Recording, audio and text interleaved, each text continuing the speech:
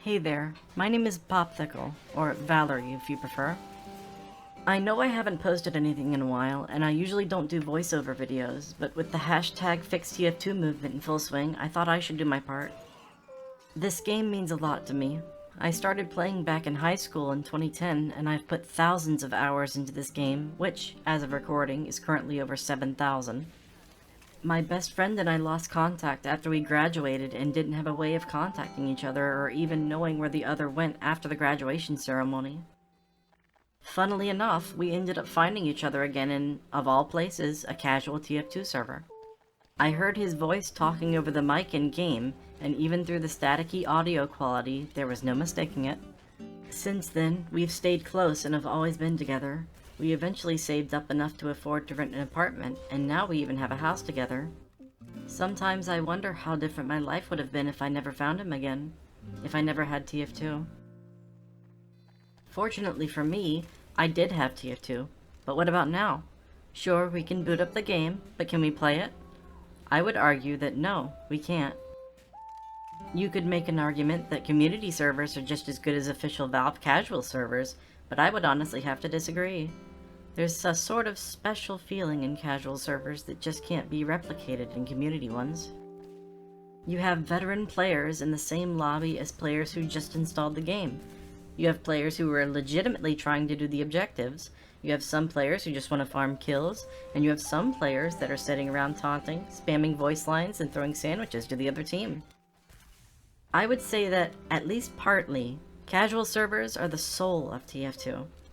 They help facilitate a means of play that Valve intended to be the default experience.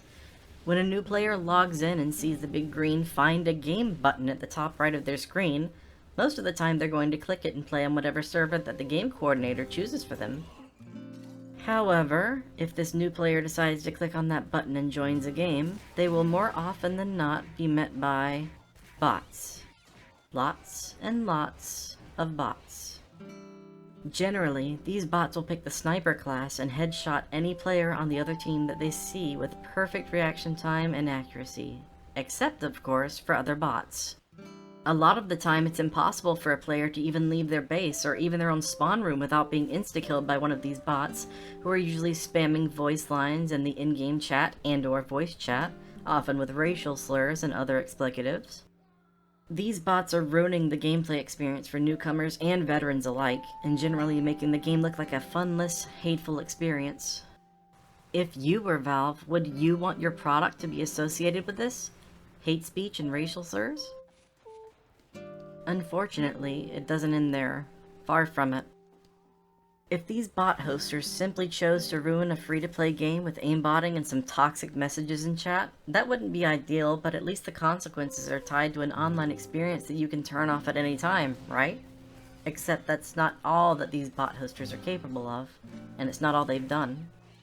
This is Mega Scatterbomb. You may or may not already know about him, but to keep things short and sweet, he's a TF2 player from New Zealand who decided to take a stance against the bots by creating a database of bots and cheaters for casual servers in an attempt to try and help the community moderate casual themselves. Since then, he's received death threats, he's been doxxed, and he's even been swatted before. If you're unfamiliar with swatting, it's essentially calling the police on someone through a false report for some sort of dangerous threat, which usually ends in armed and heavily armored officers busting into their place of residence in an attempt to stop it or detain them. This is not only unethical and a waste of police resources, it is also extremely dangerous. There are countless stories of how someone was injured or even fatally killed during a swatting. In the United States, it's especially dangerous, with police showing up unannounced, often with the barrel of a gun pointed at you. Thankfully for Mega Scatterbomb, his swatting experience ended peacefully, and the police were informed of what was actually going on. But expecting this to happen every time is foolish.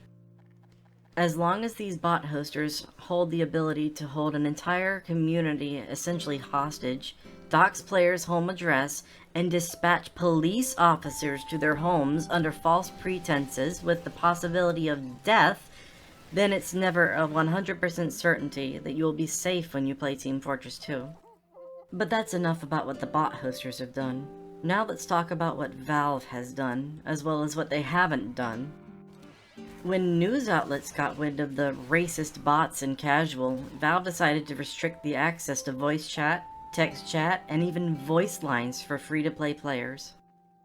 This means no team communication, no casual conversations over the mic. Hell, you can't even call for a medic if you're not a premium player, which means that a basic gameplay function has essentially been removed for players that haven't given Valve any money. Effectively, this is basically all that Valve has done to combat these bot hosters. However, these botted accounts are still spamming voice lines, text, and voice chat, which means that they're paying for premium accounts. Valve has been directly profiting off of these bot hosters, albeit a small drop in the bucket financially. Next, let's talk about VAC, or Valve Anti-Cheat. It's an antiquated anti-cheat system baked into TF2. As any TF2 player will tell you, VAC has not worked in a long time. It's often jokingly considered a suggestion by the community rather than an actual deterrent against cheating. There was a time when bots and cheaters would leave games with a custom message that their accounts were banned by VAC before Valve took away the ability for them to do so. Valve has an essentially endless supply of money. Putting some of that towards a functioning anti-cheat is not too much to ask for, yet Valve is content with their decades-old system with zero functionality as their game that makes them millions of dollars a year slowly decays at the hands of these bad actors. Speaking of money, when it comes to TF2, that's the one thing that Valve has actually been focused on. Since the last official major update in 2015, Valve has released small community content updates to the game that earn them millions from the in-game store and the Steam community market, yet the actual playability of the game itself has been neglected by Valve in favor of pumping out more hats, weapon skins, and taunts, things that players have a hard time enjoying to the fullest when they're locked in their spawn. If all of this were a high priority for Valve, they would have this bot and cheater crisis solved in less than a week. They have essentially infinite funds that they could allocate to fixing it. However, they've shown that they'd rather take advantage of players' wallets than offer them a functioning product. What this means, essentially, is that Valve has decided to bend the knee to these horrible people. These people who hold the power to affect real people's lives. As someone with a deep love for this game, all I want to do is be able to play again. To hop into a casual server with friends and strangers alike. To be silly. To be serious. To have fun. As of right now, those experiences are few and far between. I personally haven't played an official server in months because of it. It's an experience that I dearly miss. I know the chances of anyone at Valve actually watching this are basically zero, but in the event that they are, this is my request. Please put a stop to these bots and cheaters. They are ruining an experience that I and many others hold dear to our hearts.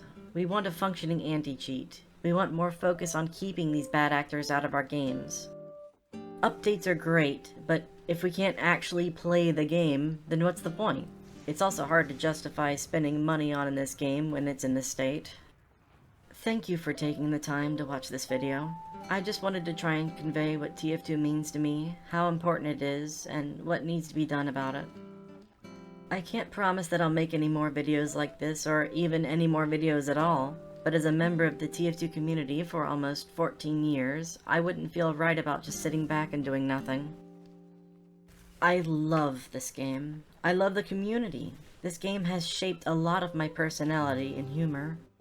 I don't want to lose such an important part of my life to a group of awful people. Please, fix TF2.